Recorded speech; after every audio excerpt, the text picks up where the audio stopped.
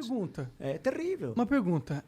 Com certeza que o Bolsonaro é um agente do caos no cenário político brasileiro. Acabou sendo, sendo, mas também porque é uma questão complexa, né, de tentar entender o panorama de 2018, né? Porque você tinha outros candidatos no primeiro turno. Você tinha lá o Amoedo, você tinha o Álvaro Dias, você tinha o Ciro Gomes, você tinha a Marina, isso entre outros, né? Que eram candidatos palatáveis e tal. A grande questão é que o anti-PT, porque a questão foi PT e anti-PT, acabou sendo o Bolsonaro. Aí Você acha que a gente tivesse um Haddad agora, teria sido melhor a situação? Sim, eu não tenho nenhuma simpatia, posso dizer com tranquilidade, com o Haddad, porque nós tivemos também alguns embates judiciais, né? Ele te processou por causa que você falou coisas que ele não gostou? Não, eu falava, na época eu trabalhava na Jovem Pan, eram coisas que hoje são consideradas desprezíveis frente à tragédia de 600 mil mortos. Que era o seguinte, ele era prefeito da cidade de São Paulo, eu começava a trabalhar muito cedo e eu abria a agenda de trabalho dele. E sempre ele começava a trabalhar 9h30, 10 horas. E eu falava, claro, é uma cidade pequena, a população de São Paulo é muito pequena, não tem problemas, uma cidade tranquila. Então não precisa também trabalhar, cansa, né? Depois 2 horas de almoço, depois para de trabalhar 5. Tanto que eu pus um apelido na época que pegou, mas chamado Jaiminho. O Jaiminho é um personagem lá do seriado Chaves, que é o carteiro, né? O carteiro sempre estava com fadiga. Evitar a fadiga. Evitar a fadiga. Aí ele ficou furioso com isso. Aí ele chegou até a falsificar a agenda dele para me enganar uma vez. Isso foi em 2015, num dia que eu estava lançando meu livro. Caralho, tu alugou um triplex na cabeça do Haddad. Não, aí o que aconteceu? Ele falsificou a agenda, eu abri a agenda, não tinha nenhum compromisso. Era uma segunda-feira, e nesse dia caiu um dilúvio. Morreu, inclusive, uma senhora no Lago da Concórdia. Eita, que merda. Foi uma coisa horrível. Tal. E eu estava lançando meu livro à noite na Livraria Cultura no Conjunto Nacional. Aí logo pela manhã eu abri a agenda lá, falei, pô, mas hoje está demais, hein? Hoje o Jaiminho exagerou.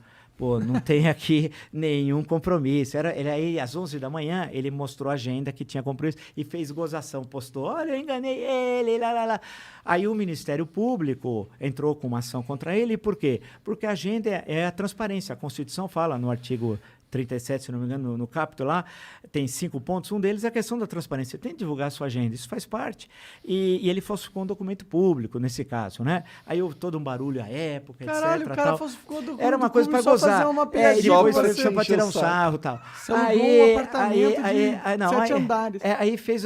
Agora, você vê, claro que comparado ao que nós assistimos depois, eu não quero diminuir, porque cada época tem o seu contexto histórico e tal. Agora, a gente vive um momento muito difícil, muito triste. Mas desculpa perguntar, não te preocupa um pouco a questão do PT ele ser uma organização muito mais fodida, no sentido de... O Bolsonaro é um merda, eu concordo com você plenamente nessa questão. Porém, ele é um merda ineficiente, a gente concorda também nisso. O PT, eu considero também merda. Não estou igualando as merdas, são merdas diferentes. Mas eu acho que são...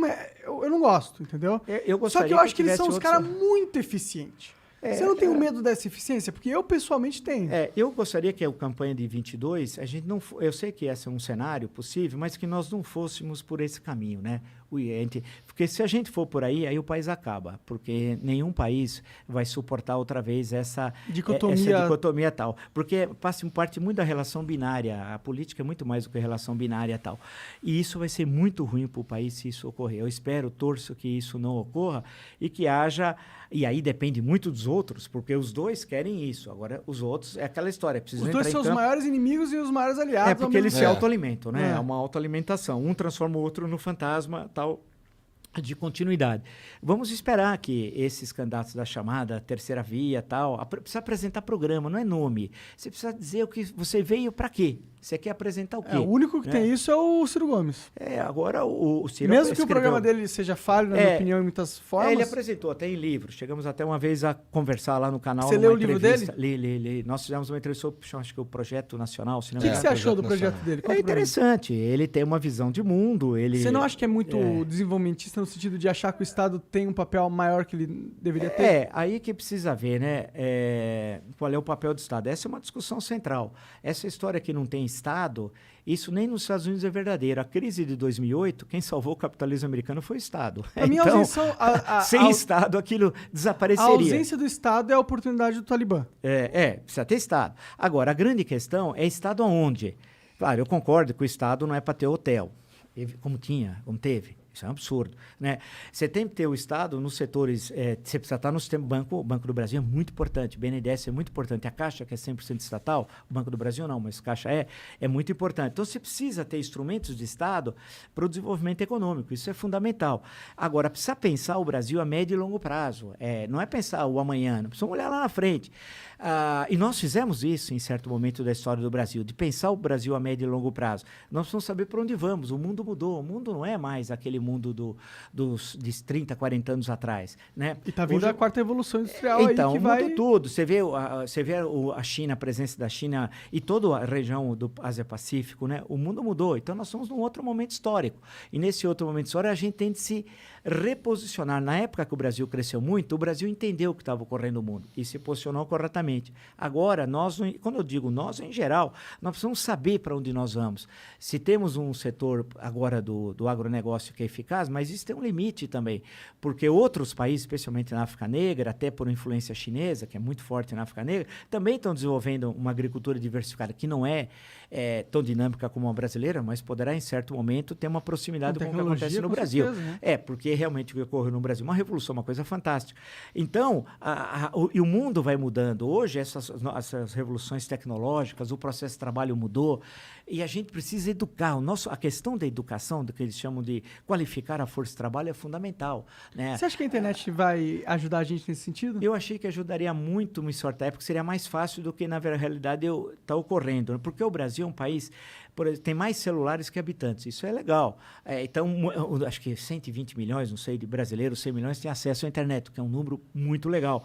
É legal, quanto mais ampliar, melhor, mas já é um número extremamente muito expressivo. Importante, sim. Agora, que as pessoas vão dominando coisas mais simples, já estão dominando. Agora, você tem de ter um processo de educação em massa, né?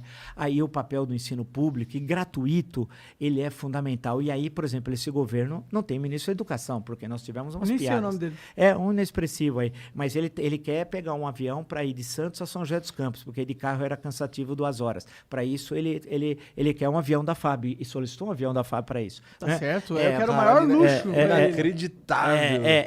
Mas é pastor, como eu sempre falo, em nome de Jesus, Deus no comando, e mamar nas tetas do Estado. Ele é pastor. Então, isso é pastor. Tudo a ver com a educação. Tá, claro. Agora, você imagina, nós somos um país não que tem o pastor grandes... não possa ser um bom ministro, tá? Não quero claro, julgar os pastores. Você pode... A questão, nós inclusive misturamos religião com política, é um outro negócio que não tem nada a ver. Cada um tem a religião da esfera privada, não da esfera pública. O cara pode ser espírita, evangélico, católico, protestante histórico, qualquer coisa. Mas se o cara é pastor, claramente indica que ele tem uma vocação e uma dedicação na vida dele a ser religioso. Então talvez ele deveria ficar ali na religião mesmo. Entender o que o MEC, como é que é o MEC, como é que funciona. O Brasil é um país muito grande.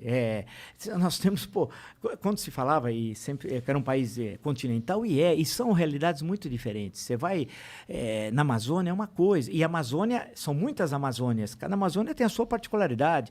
Você vai no Nordeste, também. Você vai em São Paulo, aqui na cidade de São Paulo, você tem várias cidades de São Paulo. Muitas vezes, Cada numa distância bairro de 1 quilômetro, você vai da extrema riqueza para a extrema pobreza. Você fala assim, como essa cidade... Às vezes não é nem 1 quilômetro. Aquelas cidade... fotos do Morumbi, mansões do lado de... Então, você tem uma cidade que você convive. E essa é uma questão que nós temos de enfrentar. São várias São Paulos dentro da mesma São Paulo. Então, é necessário diminuir as desigualdades sociais. Parte da insegurança... Quando você tem uma boa máquina de segurança pública que funciona de forma eficaz e, ao mesmo tempo, você tem uma boa estrutura de educação, de transporte e saneamento básico, como alguns países conseguiram fazer com eficiência, e nós temos condições para isso, porque em tecnologia nós temos grandes engenheiros, sanitaristas, etc., você vai enfrentando essas coisas. A grande questão é que as desigualdades, elas, ao invés de diminuírem, e eu lembro quando eu nos anos 70, antes de fazer história, eu fiz economia, mas acabei não terminando o curso, nós discutimos muito a questão de concentração de renda. Ela aumentou, não diminuiu. É uma concentração de renda fantástica. Então, isso nós temos de enfrentar. Então, é muita coisa. Tá no ar aqui, viu?